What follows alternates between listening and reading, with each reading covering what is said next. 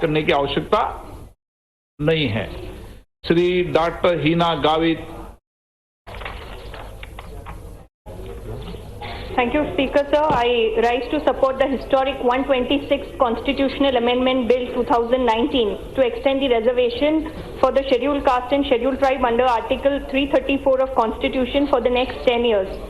The reservation for SCs and STs in Lok Sabha and the state assemblies was to expire by January 2020, and this new bill will extend the reservation for the scheduled caste and scheduled tribe community by next 10 years, that is till January 2030.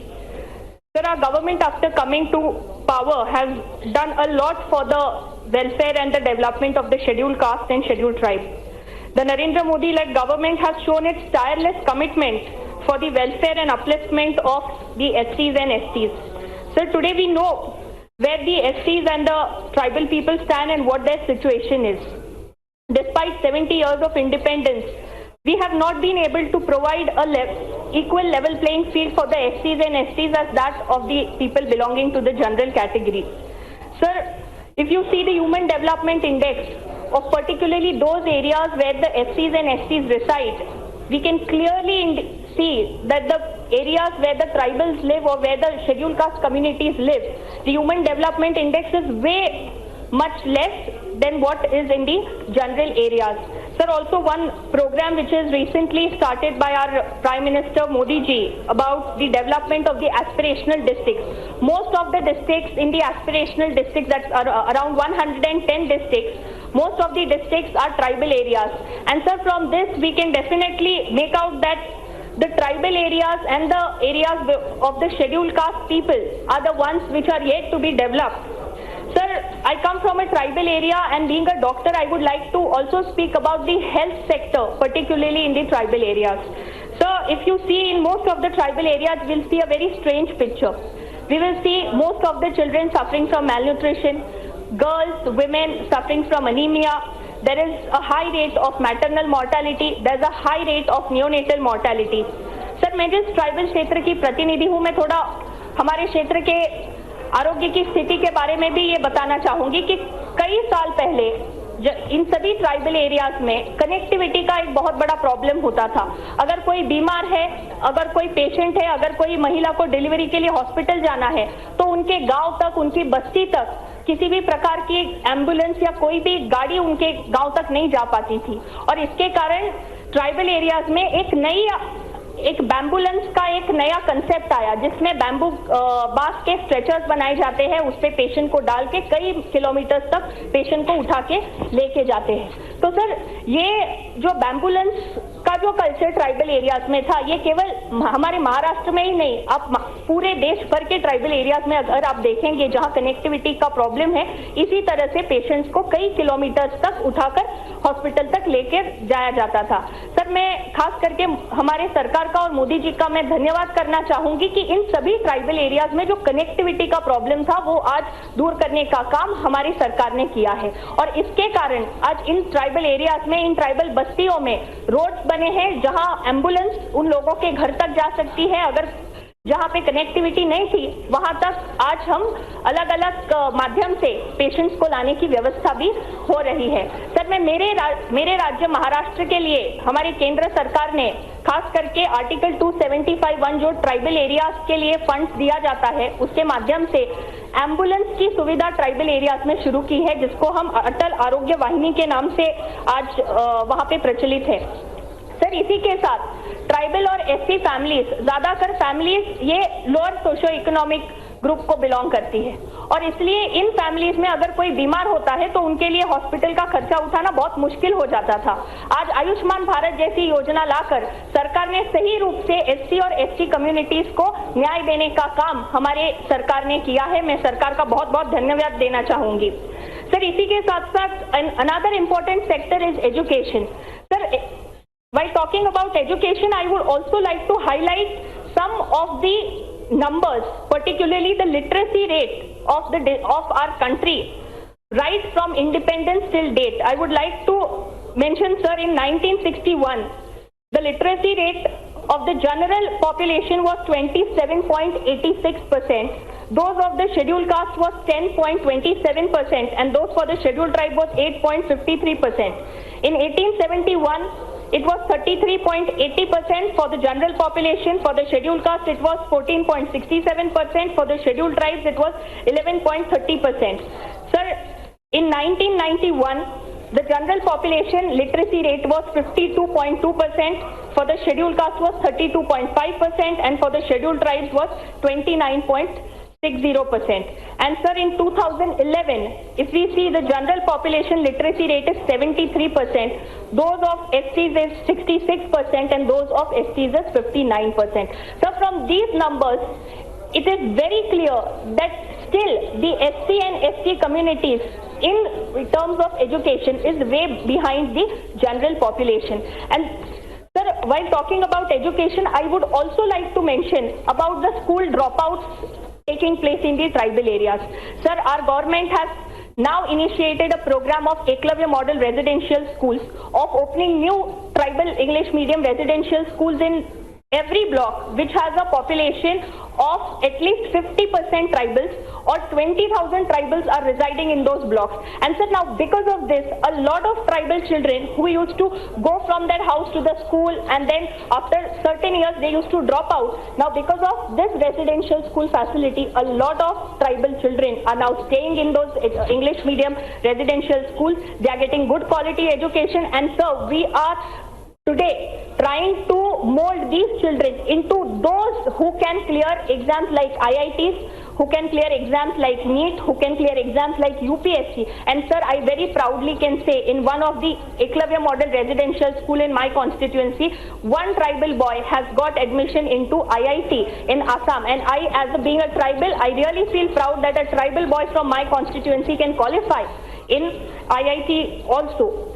So while talking about education, I also would like to mention about the skill training program which is being initiated by our government, particularly for the scheduled caste and scheduled tribes. And not just the skill training, but after that boy or the girl, he gets the skill training, there are programs like Mudra Loan, there are programs like Startup India, there are programs like Stand Up India, where these boys and girls belonging to SC, ST categories are getting an opportunity to become entrepreneurs as well, and provide job to more and more such boys and girls belonging to SCs and STs.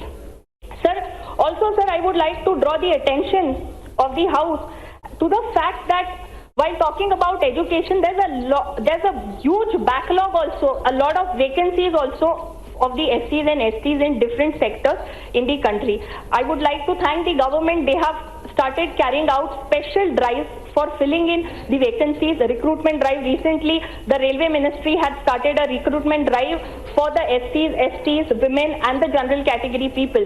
And so, we also would like to bring to the notice of our government and also Honorable Minister a concern that while filling in these vacancies, some issues have come up, particularly when it comes to the tribal.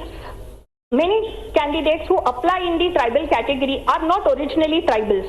They get jobs or they get admissions in the medical colleges, engineering colleges. Once they get admission, if there is some complaint or if there is some inquiry into that, what happens? These people go to the court, they move the court gives directive, okay, they've taken admission, they've already studied for 1 year, or they have already got jobs, so let us continue them. And because of this is actually creating a problem, this is actually creating injustice to those who originally belong to the scheduled caste and scheduled tribe. So sir, through you, I would like to request Honorable Minister to bring in a strict legislation where candidates belonging to SC and ST category, only they can apply, and there should be, sir, I come from the state of Maharashtra where there's a caste validity provision. If somebody has a caste certificate, only on the caste certificate that person cannot apply for a job or cannot take admission. So this caste validity is done through a proper scrutiny committee which inquires into each case individually. Sir, I will request Honorable Minister to bring in a legislation where all over the country, in every state, there is a scrutiny committee which can see who is original candidate and then give a caste validity to that person, so that only those who belong to the original scheduled caste and scheduled tribe would get justice. Sir, also along with this, I would also like to request through you to the Honorable Minister to bring in a legislation particularly for those who are taking admissions and who are not originally tribals or originally SCs, there should be a strict penalty in that cases, and they should be removed immediately. Otherwise, once they are in that place, so there have been cases, people get jobs in particularly banking sector or other sectors, and till they retire, they are in the service and there is no justice given to original candidates, and these bogus people, they continue. So, sir, I will request the minister to also kindly look into this. Sir, I very proudly can say today in this parliament we have 47 tribal MPs. We have 84 MPs who are from the scheduled caste community. In the state assembly, sir, out of 4,120, there are 614 candidates who belong to scheduled caste, 554 candidates who belong to the scheduled tribe. And sir, these all MLAs or these all members of parliament, they are actually the voice of the tribals and SCs of the country. There are so many issues of the tribal areas. We need a representation at the state and the central level. And today our government, by bringing this amendment, 126th amendment to the constitution, has in a true sense given justice to the SC and ST community of the country. Sir, the Modi government has continuously shown its commitment towards the welfare upliftment of the tribals and the SCs. Sir, there was a housing scheme earlier also. Before Modi government came to power, the earlier governments had housing scheme, they had electrification scheme, they had drinking water scheme. But sir, they were never implemented in a true sense. There was a housing scheme, but not many tribals or not many SCs could get houses. After Modi ji came to power, he brought in the Pradhan Mantri Awas Yojana. In a fixed time frame, the housing scheme is to be complete. That is by 2022, Housing for All. This program is being implemented by the government. Sir, the Ayushman Bharat Yojana, universal health coverage for all the poor and the underprivileged. The Saubhagya Yojana, that is the electrification scheme. Sir, in this Saubhagya Yojana, I can very proudly say, in my own constituency, 1,10,000 houses have been electrified by March 2019, and sir, houses were unelectrified all these 70 years of independence. And right now, after Modi ji came to power, Modi ji brought in the Saubhagya Yojana, and in a fixed time frame by March 2019, these all programs of electrification were completed. Sir, also along with this, in tribal areas, because people live in hamlets, there is a drinking water issue of the tribal families. They have to bring water from a distance. Now, by bringing drinking water scheme, that is Har Ghar Jal, every house is now going to get pure drinking water, pure potable drinking water, and this is definitely going to help the tribal and the SC families which had to struggle for drinking water, particularly in the summer season where they had to, especially the women, they had to walk for kilometers and bring water for their house.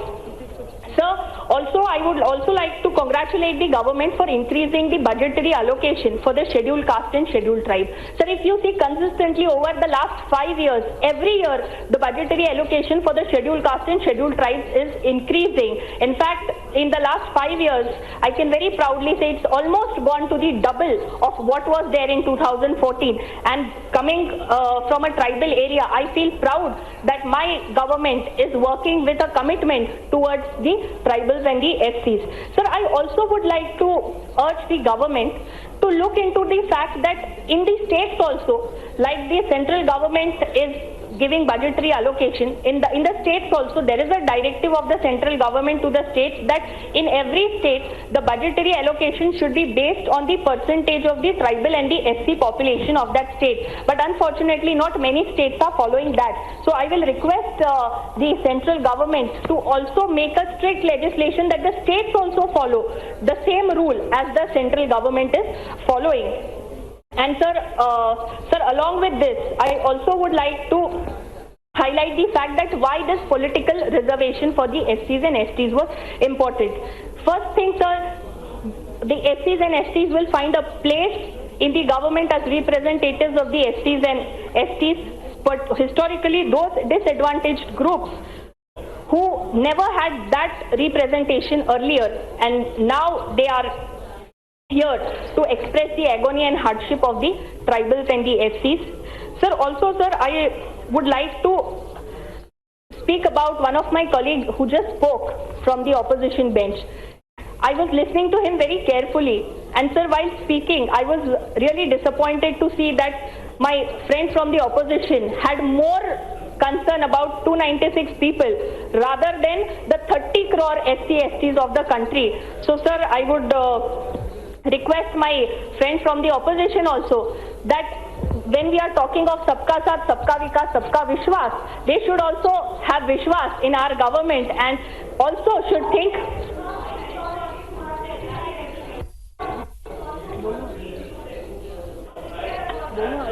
And sir, sir, lastly, sir, I would like to once again congratulate the government for bringing in this reservation for next 10 years and also taking into consideration the issues, the problems related to SCs and ST communities of the country. Thank you very much.